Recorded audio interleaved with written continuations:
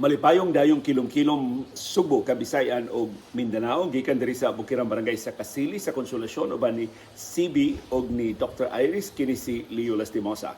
Mudapit ninyo sa part 2 sa atong nasugnan pero wa matiwas kay naabtan tag kangiog kagahapon ang atong radio voice, ang mga tingog sa radyo, ang di nako makalimtan nga mga tingog sa radyo dinhi sa Subo, sa Pilipinas ug sa ubang kanasuran sa kalibutan nga akong mahinumduman. Sa mga newscasters din sa Subo, ang para nako, ako laning kaugalingon na timbang-timbang, ang labing newscaster yun og tingog din sa Subo, si Roy Ladiona. Dayon giparisan siya ni Rex Ricarte, si Pat Sidigo. Ang ako pasabot sa ilang tingog na haom kay sa newscast tungod sa integrity. No, wa sila mahilambigit og mga iskandalo, wa sila mahilambigit og mga binuang ba sa radyo. Importante mo na sa news ng imotig balita. Dunay integrity, dunay kaligdong, ug dunay credibility labaw sa tanan. Sa English newscasters din sa Subo sa una si Anhing Jess Vistil sa dekada 60, dekada 70 sa wa pa masira ang ABS-CBN. Sa first time no sa Marcialo kay ikaduha naman ni sira sa ABS-CBN panahon ni kanhi presidente Rodrigo Duterte. Si Bobby Amor sa Charles 7 uban ni Melba Rodriguez Hava, si Ber de la Serna uban ni Lilani Chavez Verdan. Sila yung mga English newscaster sa una. Of course sa radio si kinsa makalimot ni June ug ni Lee Quintanar. Katong tandem ni June ug ni Lee Quintanar, di ka mag-expect hawa to sila yung mga news writers. Ang ilang balita gikan dato sa Freeman, gikan sa Sunstar, ilalang balis-balisan, ilalang luminuhan, mag-assign na sila kaysa mo basa sa unsa nga page. Usually, ang major news stories kang June Quintanar, si Lee Quintanar ang light news, o mga human features, human stories, human interest stories. Si Ma'am Jeannie Bamenta, may kayo og English newscast. Sa FM nga newscast way makalabaw ni Maria Jane Carabuena Paredes, si Ma'am Jane.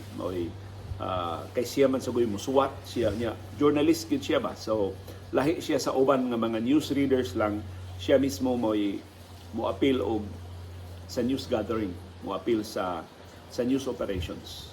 Ug nadato ni Ma'am Jane sa gikas DYBU hantod na sa DYRC. Ang may sagay mo balita sa una sa AM, si Inday Nita o si Erap Tony. Doon na to sila higayon na magbalita sila duha. As kaniduta paminahon ni Inday Nita o ni Erap Tony. Kay hulos man sila mga dramaturgo. O niya, kana bang murag ingon ni Erap Tony, nagka-istorya mi, ikugiyon sa nyo pag-adjust gi ka dramaturgo, ngadto na mong announcer, ngadto na mong newscaster. Ingon siya, dramaturgo gani kaliw, kamauman ka mo pahaom sa imong kaugalingon sa imong role. So, murang kung ilan sa pagsugod ng Indanita o newscast, ilan na sang gitanaw nga ang among role newscasters, ang among role tigbalita. So, ang ilang tingog, ang projection sa ilang tingog lahi sa naanda nilang mga banter sa ilang programa. O nahimo sab nga tinubdan sa mga kasayuran of course si Edgar Gutierrez na himong eventually newscaster sa DYRC, unya nabalhin sa DYRF. Kaming Edgar nagka Paris mi og newscast. Kaniadto ang mga newscasters tagsara. Wa ko kaabot ni SD Tixon, kay si SD Tixon may usa kuno labing talagsaon nga newscaster nga ang iya kunong newscast mura bitaw siya og nag-istorya. Mura dili newscast ang dating. Mura gikuno siya ng istorya ba nimo ba? Nagay babae na naglakaw sa dan o di na ko kahibaw siyang estilo. Basta usas mga I don't know tinuod ba ni or bugal-bugal ba ni usa kuno yung mga newscast ni SD Tixon. So katong iyang newscast dili to siya murag news stories ang construction. Kaya news story di ba usually chronological, gikan sugod hantod nga nahuman or unsay labing importante nga detalye mo unahon niya ang supporting details na mo isunod. Na SD Tixon mura to siya og kuan, iyang storify. Murag ipaagin niyang istorya ba na niingon nga niung kuno nga dihay dihay tao nga dautan og tuyo. Di na ko kainon mo kung mao man iyang tingog, dihay tao nga dautan og tuyo. Nakabiktima og inosente nga subuanon, gikuutan niya sa iyang pitaka. Do, nakaila ko nimo do. Siya din magikuutan, niya iyang gibalita nga nakaila siya sa suspect nga mangungot. So ina nakaaligri to si SD Tixon. Ang makaambas-ambas ko no ni SD Tixon, istorya na lang ni ako, kaya ko kaabot ni SD Tixon, si Amading Abad. Kanto sa Amading Abad, amahan to sa akong amigo, na kani chairman sa KBP Cebu chapter nga si Edward Abad.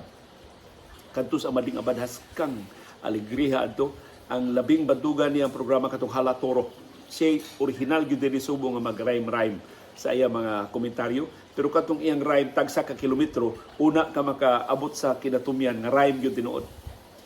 Pero daghan kay siya hapit-hapitan ba? So ngilingig kay ito sa Amading Abad og sentence construction, ang iyang coherence of thought, ang iyang direksyon sa iyong komentaryo. Ngilingig to si Amading Abad. Ang laing ngilingig nga tingog sa radyo nga akong ikauban og balita. So, siya among tigbalita niya to sa DYLA, siya among main newscaster, si Emil Fortuna. Siya among dramaturgo sa to si Emil Fortuna, o niya moto na gigamit na gipasuway na siya og newscast ug maay kay si Emil Fortuna nga mag newscast niya. Katulad si Emil Fortuna perting buotana ato niya na kami pulos mamibatanon sa newsroom sa DYLA. Di gito siya moreklamo na mo. Iya lang ko sekretuhon ba nga, dong, na ako'y nabantayan sa imong script ganina dong. Kay, kami may tigsuwat sa iyang balita ngayong basahon. Ingkon sa man email. Siya nga nung, niabot mo to Scores Tokyo dong, nipalit og helicopter. Mao na to. Kadto na tong among intawng gisuwat nga mga news stories nga wa mi klarong katug ba. Kaya nanuroy mi pagkagabi, kadlaw na mi naabot, niya kinahanglan na yung magsuwat og newscast para ni Emil Fortuna. Pero buutan kay ito si Emil Fortuna. Nya kausa, katos Emil, tungod sa kanindot niyang tingog, siya kuhaon sa mga politiko din ni Subo. Aron mo voice sa ilang, inaron ba nga, kampanya na. So, kampanya to para senatorial elections. Unya, motong higayon na sa labing unang higayon ni Dagan si Juan Ponce Enrile, human siya ipadakop ni Cory Aquino tungod sa iyang kalambigitan sa kodita. So aron pagbawi sa mga pasangil nga co-platter siya na kontra siya sa demokrasya, si Juan Ponce Enrile, ang packaging niya siyang kaugalingon, nagputi siya. Nagputi si Enrile. O niya, kaniad tugod, dili man i-produce ang material dito sa Manila, o niya i-air lang din ni Subo, dili. Kaniad do, i-produce ang mga regional materials. So, ang kada istasyon, doon na iyang material. Wagi material ba si Juan Ponce Enrile nga ipa-air sa tanang radio stations o TV stations, lahi karon na well packaged na ba ang mga advertisements. Kaniadto, mubayad lang ang politiko sa istasyon, either mag-block time program or para advertising spots. So, DYLA mi kaniadto, ang gikontrata si Emil Fortuna, siya mo'y musuwat, siya mo'y mo produce sa ad ni Enrile. Nya ingon si Enrile, dong haom kay imong tingog ani dong.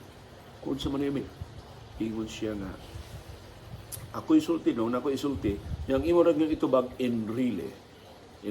Ano? Ingon Emil, aktivista ra ba biya ko no Emil siya. Di lagi do, di mailhan imong tingog dong. I-dramatize ba imong tingog ba? Mura og ang imong tingog nga kining kuan, kining believe jud kang Enrile, si Enrile gyud manluluwas sa nasod. Kuyawa na no Emil. To suway ra man tong ako. So iya. Sus ang iya bitaw mga linya. Manluluwas sa demokrasya. Nya ko puli Enrile. Sus kada ko balika sa adto. Pero sus pagkadungog ko ng Enrile sa advertisement. Yes, kang lingawa ko nung dili tingali si Enrile, ang iyang mga staff, ang iyang mga campaign managers pagkadungog ko sa advertisement, as kang gilngiga basta kadtumong ad tungod sa kanindot pagka-produce ni Emil Fortuna, mao to gi-play sa ubang mga radio stations sa Visayas ug Mindanao. Nihangyo sa Enrile nga mao ni ang material nga or either himuan ninyo inyong kaugalingong mga tingog or kini mo i-play. So nahimo kong voice talent niadto tungod ni Emil Fortuna sa atol sa politika. Pero kaniadto atul sa mga kampanya mawad-an may mga programa kay pakyawon man ang among mga oras. Ang sa panahon ni Marcos tungod sa kadagang kwartas kilusang bagong lipunan o sa kasuod ni George Carlos ngadto nilang Boy Creer o sa ubang mga nangampanya para ni kanhi Presidente Ferdinand Marcos Sr. Ang among programa, ang among tanang oras diway gikas alas 6 buntag hangtod alas 9 gabi gipalit bitaw na sa KBL. So ang among programa before 6 a.m. and after 9 p.m. But the whole day from 6 a.m. to 9 p.m. wa may programa.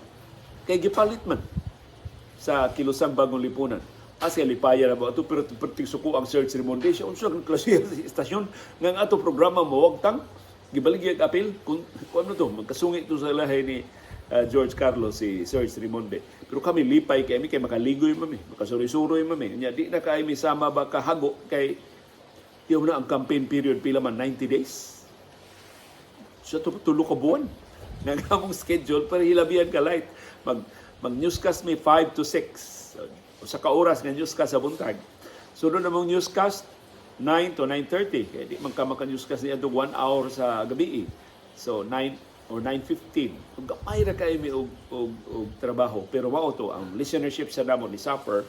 Kaya kinsa may makaagwanta ito paminaw bang istasyon radyo nga Polos KBL. Niya labi na sa Subo nga ang popular kay si Marcos. Nitong higayuna. Pero niatong higayuna i-hire sab ang mga broadcaster sa pagpangampanya. So mausab ang lagda, i-hire gani ka sa politiko, di una ka makatingog sa imong naandan nga programa. So kana nga lagda karon nga mo gihimo sa COMELEC, gi-apply na sa una. Although dili sama ka istrikto sa una nga di na gyud ka maka-endorse og kandidato. Sa una doon na gyapon pika-pika nga mga endorsement sa mga kandidato sa nakalilaing nga mga programa sa komentaryo. Doon sa newscast mas istrikto. Newscast gyud kani ato mura ba gyud og nagi kay lagda na ana ra gyud orasa.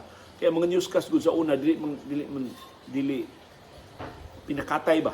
Ang newscast sa una kasagaran 15 minutos ang newscast sa Subo.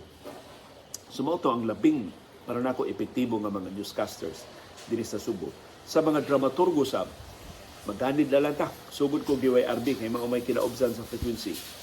Sa DYRB ang labing halandumon para nako nga mga drama katong Mata ni Angelita. Ang nasuwat adto si Ricardo Feliciano. Si Dodo Feliciano. Unya, of course, ang verboten na sinuwat ni Willie Cortez. Unya, ang tigtambag silang Dr. Mon Alberca o si Indenita Cortez de Luz. Until na ilisan si Indenita ni Maricor kay Iban Banson. Pero before si Maricor na nanambag, siya talent. Kasi siya sa mga talents. Pero ang main talents atong verboten sa DYRB ang magtiayon nga si Ondo Uisan o si Emmy Nabaha. As kang giniga ato nila mo kuan magdrama-drama ba kanang mga unsa na nato pagsultisip kanang mga gilok na mga esena sa radyo. As kang maayuhan nila mo da. Mao to sa DYRB sa ang DYHP dili pa manisikat ang DYHP before Baby Ka Momot ang Lo Arevalo. Ang number 1 sa drama sa una ang DYCB. Pero ato na DYCB, alagtawan sa naton DYHP.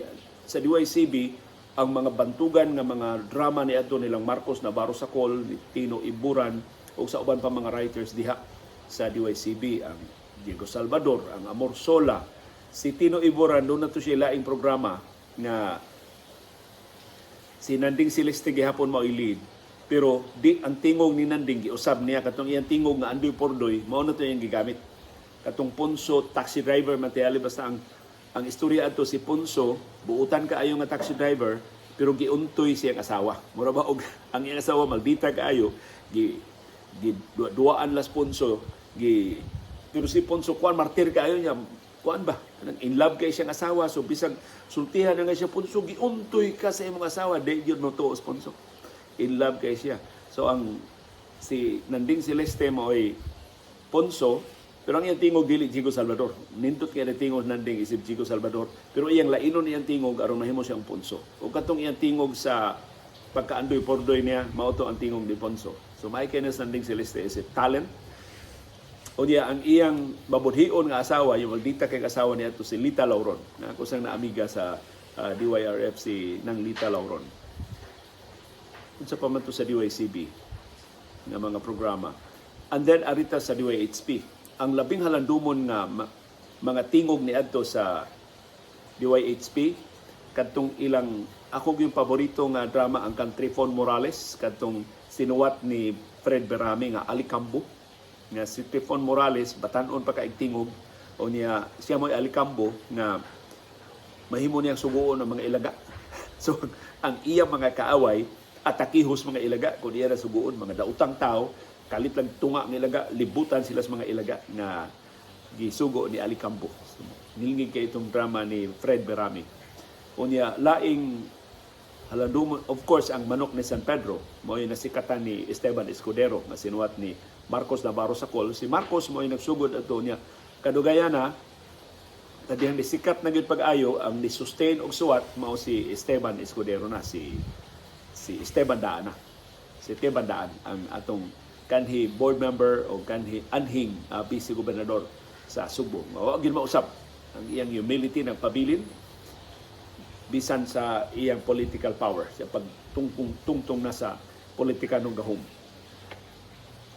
Ang lain di ay nga paborito na kong dramaturgo na diri magsugod sa DYRB pero pag sikat ni gikuha siya sa DYHP kini si Francis Espares kini atong konsehal karon sa Cebu City. Diri sa DYRB ang programa ni Francis Espares katong iyang mo na siya magdrama-drama o mga fraternities, mga magdrama-drama bitaw o parting mga batanon nga mga bugoy-bugoy. Mo niya katong iyang Chobasco o uban nga mga drama. But of course, diri sa DYSP, masikat pag ito ang iyang programang Ginhawa del Film. Itong iyang, niya siya sa muda. Siya mo suwat, siya mo direct, siya sa muda sa lead. Nilgig sa tingog si Francis Espares. Pero ako mabantayan, amot na usab na baron, si Francis Espares, nindot kay paminahon sa drama, pero interviewon siya isip konsihal, lain man kayo na may tuno ang iyang tingog. I don't know, og ngano si Francis Espares, way nakasulti ba niya nga, natural lang nga sinultihan mo naman, og ang iyang tuno mo naman itong mic rama nga, usa ka kanaog ba ang tingog ba, dili maayo sa mga interviews, o mga formal statements sa mga government officials. Pero believe ko anang Pangkoy Espares sa drama. Sa DYHP, of course, silang Priscilla Raganas, patigil-giga na nila nga mo drama. O diha gyud sa DYHP, diha na nagtapok ang tanan nga mga ngilngig kay mga dramaturgo o dramaturga sa pag number 1 na nila. Kato agresibo na kanilang kampanya sa DYHP. Ubos sa literato ni Baby Kamumot na eventually nibalhin sa DYRF, umay ni kuha nako ngadto sa DYRF.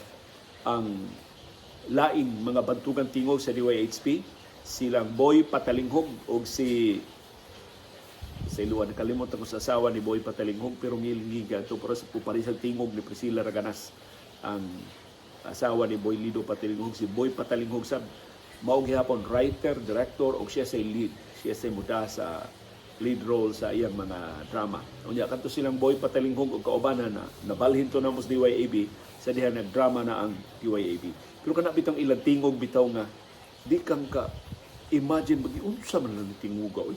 Pero mga bugoy to sila, mag-inom to sila, mga magligoy-ligoy to sila, pero dili butangan og ice ang ilang tubig, dili butangan og ice ang ilang soft drinks.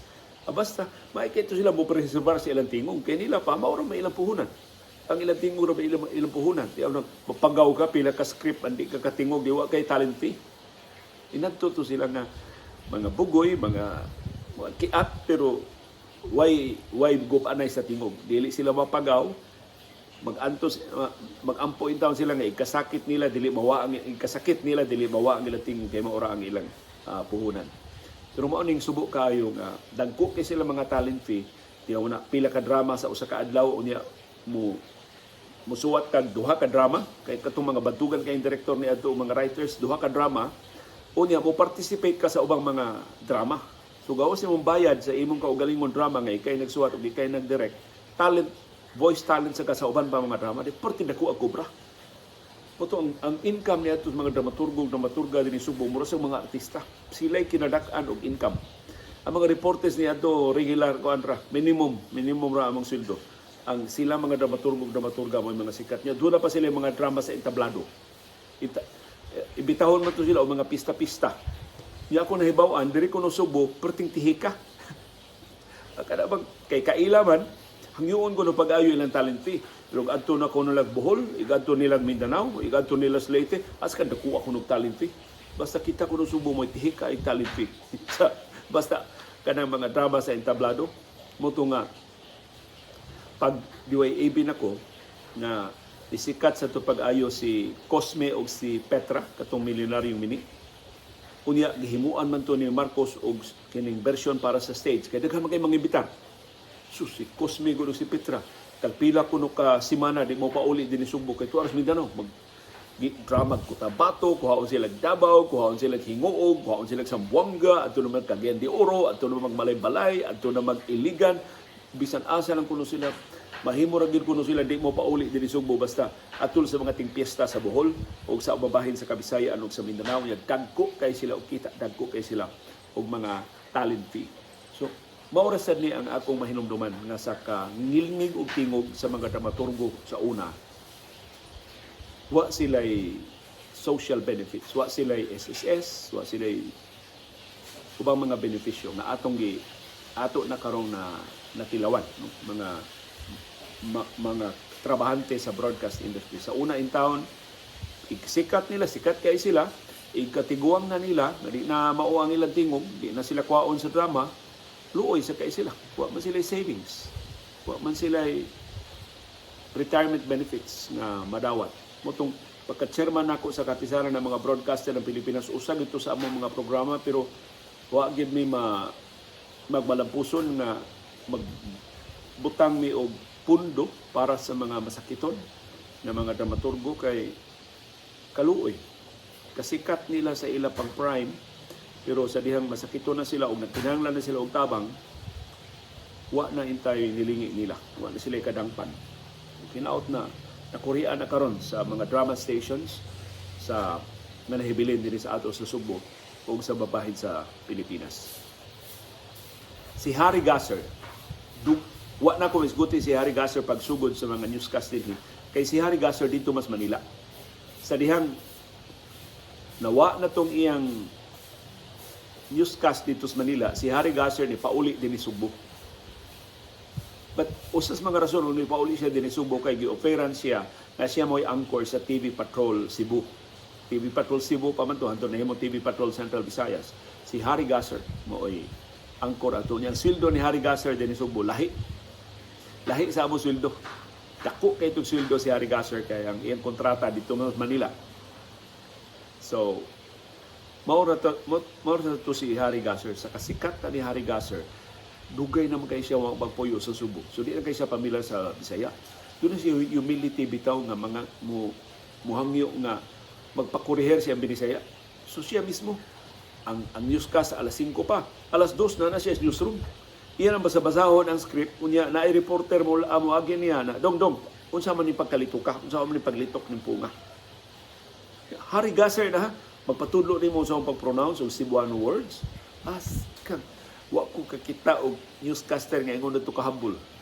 Ingon adto ka nya diligent nga iyang mo na tulo ka oras siya mag-practice ang newscast. Karon kadako basta tentasyon ba nga ini newscast ayha pa nimo basa-basahon ang script. Si Harry Gasser kwanto siya old school. Nya dito kuno sa Manila mao sa mangiya. Na in English naman iyang puhunan, magahi pa lang kuno unta ang iyang in English, muhangyo siya na ang script sa yuhon ug human, mag-practice siya. Sa di pa sila mag-newscast kay Cebuanam sa to iyang Paris, si Cathy Veloso Santillan. Nindot siya itingog sa pagka-newscaster. So mga newscaster sa Manila nga ako naabtan silang Tina Monzon Palma. Gilingig kay Tina Monzon Palma og newscast si Lauren Legarda, nahimo nang siya partner ni Angelo Castro Jr., si Mel Chanco, diha na magsugod sa ABS-CBN, si Frank Evangelista, mo partner ni Harry Gasser, po pareho silang edad, po pareho silang henerasyon. O niya, diha ganito na programa sa Sarimanok News Channel na magkomentaryo sila. Mura sila mag-editorial sila duha. Ang akong biliban nga newscaster sa gawas sa nasod, ang tulo ka mga newscaster sa US at major networks, si Dan Rather sa CBS, si Tom Brokaw sa NBC, o si Peter Jennings sa ABC. Kadtong silang tulo ka anchors mao toy. Wa na ko kaabot ni Walter Cronkite, wa na ko kaabot sa nag-una nila nga mga na henerasyon sa mga newscasters. Pero kami nga mga batan-o tigbalita ditong kigayon na magsigig hangad nilang Tom Brokaw ni of course di may kasulod sa tingog ni Tom Brokaw, pero kang Dan Rather na mura ba og ining pangutana niya mura og sagol ba og panghuna-huna og pamalandong saguyod yun ang iyang pangutana, pero mo to'y labing isog, mo to'y labing unang naka-report na pildi ang Estados Unidos dito sa Vietnam. Kaya ang propaganda sa US sa una, dumadaog man sila sa Vietnam. Si Dan Rather, sa dihang reporter pa, mo'y unang nakapahibaw sa mga Amerikanhong TV viewers na dili maayo ang atong kausa sa Vietnam. Unpopular ang mga Amerikanong sundao sa Vietnam. And of course, si Peter Jennings, nga mo'y labing batanon nilang totoo, pero si Peter Jennings na nasakit og cancer, so mo yung una og taliwan. Pero ang talent atong Peter Jennings mao nga mag-newscast siya nga wise script. Kanang mga dayon ng newscast niya na ay breaking story.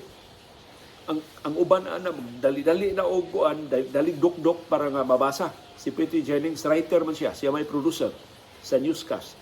Wise script.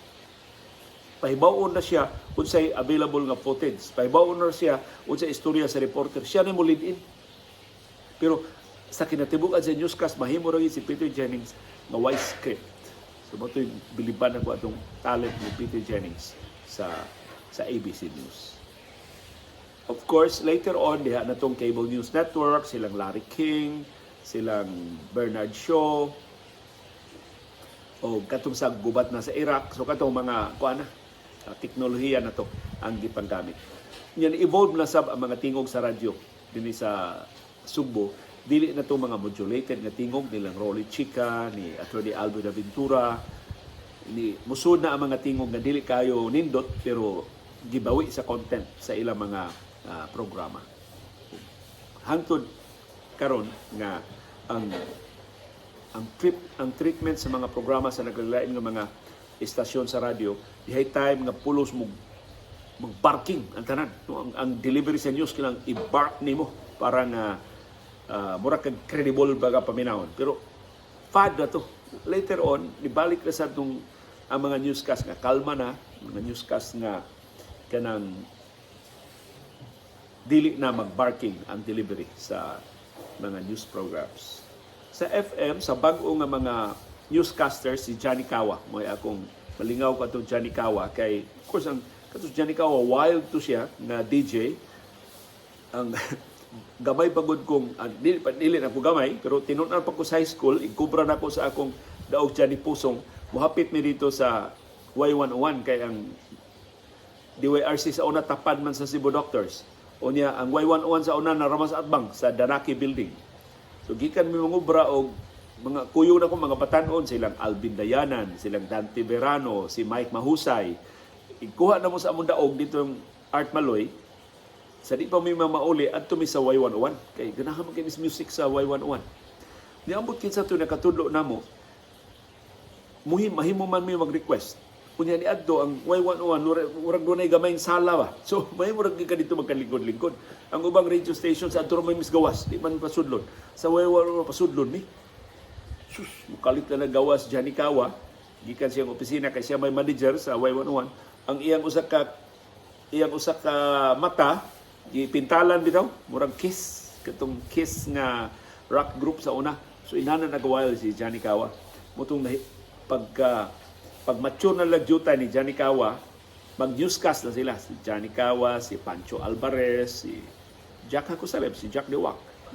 Nag-newscast na to sila. Hantod nga, doon na sila newscaster si Iris. So, mauna to si Iris na nagkita namin sa dihang nag-joint project silbi or nakikooperate Johnny Kawa ni Serge Rimonde na adto kuhaon sa DYLA ang ilang mga news materials para sa Y101.